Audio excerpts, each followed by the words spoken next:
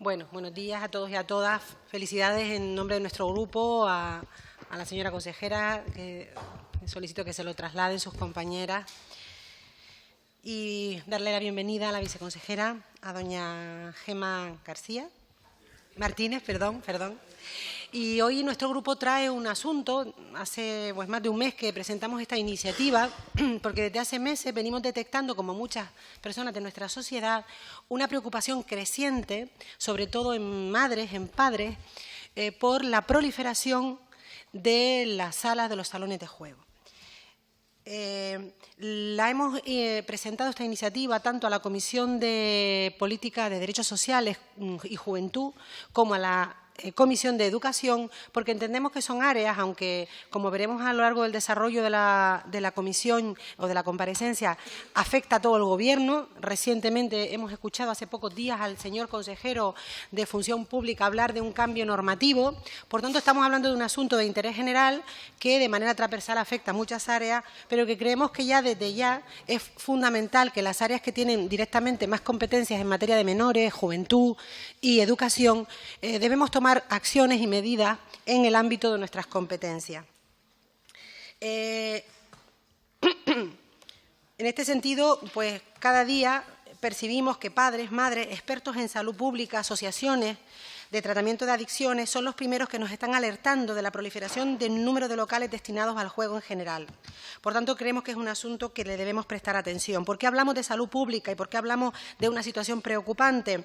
Porque la ludopatía es un trastorno en el que la persona se ve obligada de manera urgente y compulsiva a jugar y a apostar, y afecta de forma negativa a su vida personal, familiar y vocacional. Además, en el ámbito de los expertos en psiquiatría, las ludopatías han pasado de ser tipificadas como una conducta impulsiva a ser consideradas ya por la Organización Mundial de la Salud como un trastorno relacionado con los trastornos adictivos sin sustancia. Por tanto, hablamos también de un problema de salud pública. Fue en el 2011 cuando el Estado español reguló esta cuestión, legalizando las apuestas online.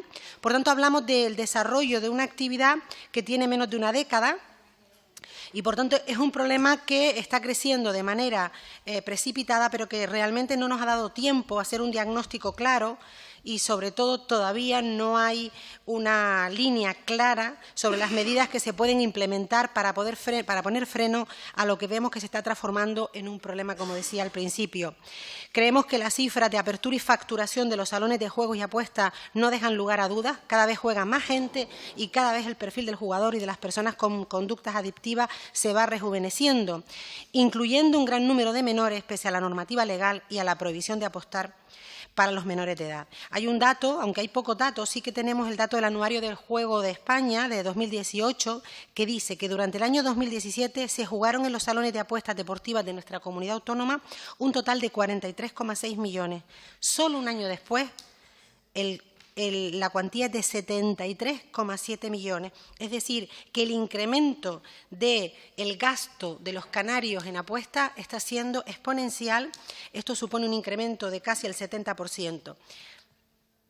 La Ley Canaria de Juegos y Apuestas, que es la ley que pretende cambiar, creemos que es una iniciativa acertada del Gobierno, y luego todo su reglamento posterior, le ha ocurrido con lo mismo que a la estatal, que no ha podido seguir el ritmo vertiginoso de la tecnología, ya que la tecnología está imprimiendo, es decir, los juegos online están imprimiendo un carácter a esta cuestión que lo hace todo mucho más complejo.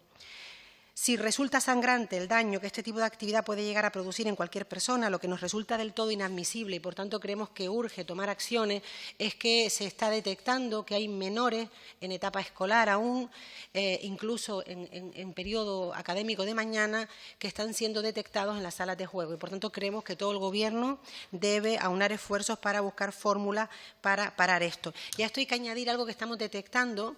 Yo lo detecto en el municipio donde resido, pero es una tónica, cuando investigamos en los medios de comunicación, es una tónica de todo el Estado. Las salas de juego están proliferando en barrios obreros. Es decir, que este tipo de tentativas o de elementos están aprovechando la vulnerabilidad de ciertos sectores de nuestra sociedad para proliferar. En mi segunda exposición profundizaré un poco más en estas cuestiones. Gracias. Muchas gracias.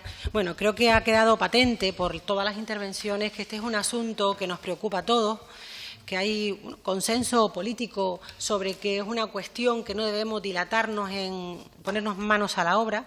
Afortunadamente, el Ejecutivo ya ha dado un paso al frente y desde el área de Administración Pública ya se ha anunciado un cambio normativo. Algunas comunidades que están también trabajando en cambios normativos para regular dentro del ámbito competencial de las comunidades autónomas, lo que han hecho es suspender, podría ser una iniciativa importante, suspender las autorizaciones administrativas que las da la comunidad autónoma hasta que legislemos. Se puede hacer, pues mirar cómo lo han hecho otras comunidades y tomar nosotros esa iniciativa.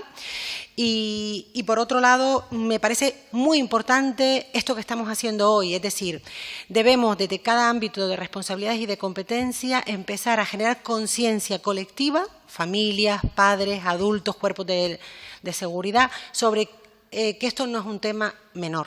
Que no estamos hablando de un juego ni de un ocio divertido, que estamos hablando de algo que los expertos ya apuntan que genera conductas adictivas, que las adicciones no solo son con sustancias, con elementos físicos, sino que las tecnologías de la información y de la comunicación, las TIC y los juegos de apuesta desencadenan los mismos mecanismos cerebrales que lo puede generar la cocaína o la heroína. De hecho, los expertos hablan de que los últimos estudios de neuroimagen, hoy la tecnología permite estudiar al cerebro con escáneres de alta resolución, demuestran que los jugadores compulsivos activan las mismas áreas cerebrales de recompensa que lo hace con otras drogas físicas como puede ser la cocaína.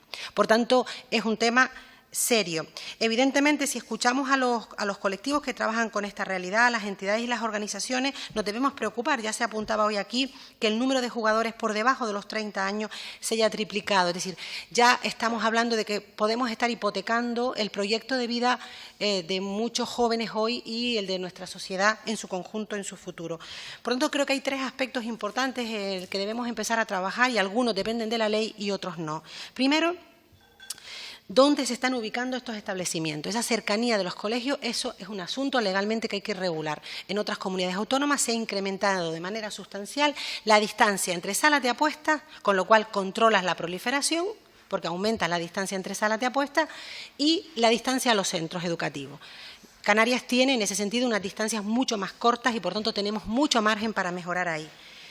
El control del acceso de los menores. Ahí hay que profundizar mucho y activar mecanismos, pues igual que se activó con la ley de antitabaco, pues elementos para impedir el acceso fácil a las máquinas tragaperras o a cualquier otras máquinas de juego y, por supuesto, la colaboración de los cuerpos de seguridad para, de manera más intensiva, empezar a hacer inspecciones de manera mucho más intensiva, porque esto va a conseguir dos objetivos. Primero, poner multas y sancionar a las salas de juego que son permisivas, generar además una actitud mucho más proactiva de las salas de juego de control y de verificación de los DNI de los menores y también, pues, de alguna manera concienciar a toda la sociedad de que esto es un problema.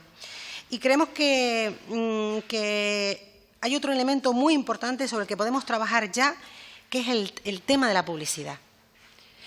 Se ha apuntado hoy aquí. El hecho de que sea el sector del deporte, justamente los iconos deportivos, los deportistas de élite, los más exitosos, los que estén, y no vamos a nombrar a nadie, abanderando este tipo de actividades y que lo vendan como un ocio positivo, es algo que hay que regular por ley y de alguna manera socialmente empezar a señalar como negativo. Es decir, como sociedad no podemos aplaudir que deportistas exitosos utilicen como reclamo las apuestas de juego.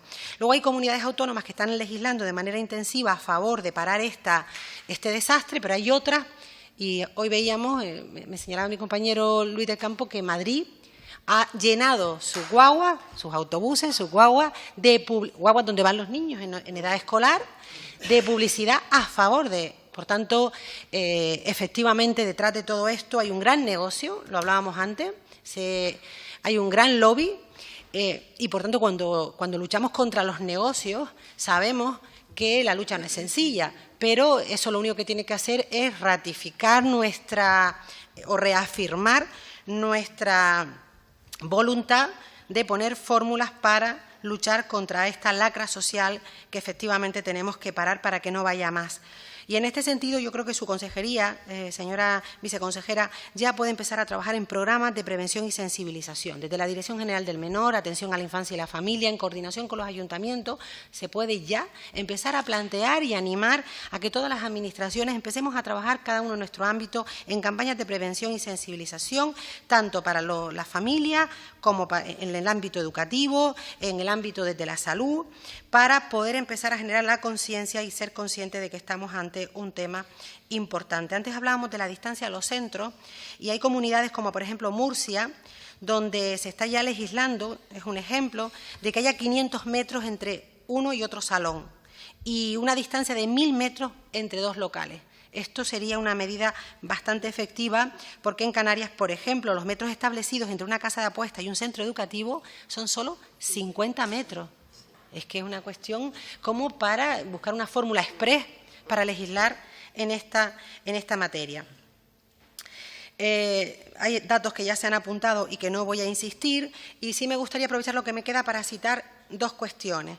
Por un lado, ya hay organizaciones del tercer sector especializadas en el ámbito de la drogodependencia que ya están trabajando porque hace años que detectaron un nuevo tipo de adicciones sin sustancia, como pueden ser esta, y un ejemplo usted lo ha citado, creo que por lo menos la que lo está haciendo de manera más intensa es Irichen, que no solo lo está haciendo en Gran Canaria, sino que está extendiendo su programa a Fuerteventura. Lleva años trabajando en centros educativos con mediadores TIC, es decir, forma a chicos jóvenes en tecnologías de la información y de la comunicación para que ellos generen conciencia en sus compañeros más pequeños de los peligros que tiene. En este caso hablamos de las apuestas, pero podríamos estar hablando de que hoy en Canarias, aunque es una realidad diríamos oculta, hay niños que tienen graves problemas porque no duermen, porque se pasan hasta las 3, a las 4 de la mañana jugando con el móvil en juegos online. Y muchos de nosotros podemos pensar. Y los padres, decía un compañero, algo que yo creo que no somos muchas veces conscientes, es la primera vez en la historia de la humanidad que los niños, a lo largo de toda la historia del ser humano, el adulto siempre ha sido el transmisor de conocimiento, es el que tenía el conocimiento y el control, por tanto, de dónde accedía o no el menor. Esta es la primera vez en el siglo XXI, finales del siglo XX, donde el niño o la niña puede tener un conocimiento que no manejan los padres, ni los adultos, muchas veces ni su propio profesor. Entonces, ¿cómo ponerle puertas al campo? Porque además es un conocimiento que por más que no le pongas un móvil, es que está al acceso de cualquier menor y por tanto no es algo sencillo. Yo aquí diría que vayamos a fijarnos en aquellos territorios del mundo donde llevan trabajando con tecnologías de la información de 30 años, porque este mundo para nosotros es relativamente nuevo, pero hay otras comunidades en el planeta que llevan durante años viviendo el mundo de las TIC y ver qué están haciendo cuando han detectado este problema, que lo han detectado a lo mejor hace 2 décadas. Porque creo que ahí nosotros estamos un poquito en pañales. Y luego un asunto que es la fiscalidad. Estamos ante un negocio muy, muy lucrativo. Decíamos antes que se ha incrementado la recaudación en un 70% en solo un año. Hablamos de millones y millones de euros. Por tanto, la única manera de frenar esto es con imposiciones fiscales. Por tanto, revisar la fiscalidad y endurecerla hacia esta actividad económica también es un mecanismo que podría hacer al menos de elemento disuasorio. Canarias tiene además capacidad de influir en la publicidad, al menos en nuestros medios de comunicación públicos, y por tanto otra iniciativa que me parece que podría ser efectiva es a través de la televisión canaria. Hoy hay una comisión, por tanto hay que empezar a colocar en la televisión canaria, en los dirigentes de ese medio, la necesidad de campañas publicitarias en contra de esta actividad, o por lo menos de educativas y de conciencia, y a favor de otro tipo de ocio saludable. Y acabo con lo que antes decía nuestra compañera María de la causa, el origen, por qué nuestros niños y jóvenes utilizan esto como elemento de ocio. También esto requiere una reflexión de si estamos desde las administraciones públicas, desde la sociedad en su conjunto, dando a nuestros jóvenes alternativas de ocio verdaderamente saludables, o hemos descuidado en toda la etapa de crisis, hemos recortado mucho todas las administraciones, y lo que es el ocio por las tardes, las actividades extraescolares, apostar por el deporte, apostar por otro tipo de juegos en positivo, como puede ser el ajedrez.